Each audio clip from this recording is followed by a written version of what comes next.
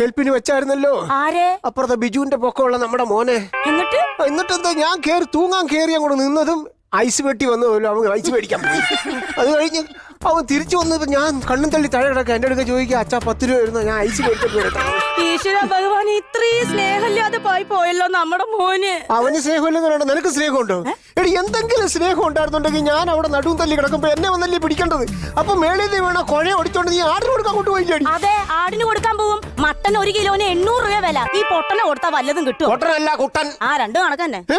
എടി, ഞാൻ അവിടെ കിടന്ന് കരഞ്ഞു വിളിച്ചിട്ട് നീ ഒന്നും ഒന്നും നോക്കിയത് പോലില്ലല്ലോ.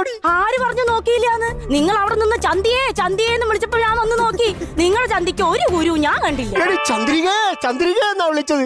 കുരുക്കിന്റെ എഫക്ട് കാരണം കാ പുറത്തേക്ക് വന്നില്ല. ആ, കുരുങ്ങി കിടന്നാ കാ പുറത്തോട്ട് വരില്ല. നമ്മൾ തോട്ടിയിട്ട് വലിക്കണം, അപ്പളേ കാ കിട്ടും. ഈ തമാശ നീ ആരോടെങ്കിലും പറഞ്ഞിട്ടുണ്ടോ? ഇല്ല കുട്ടേട്ടാ. സമാധാനമായി, ഞാൻ സഹിച്ചാ മതിയല്ലോ.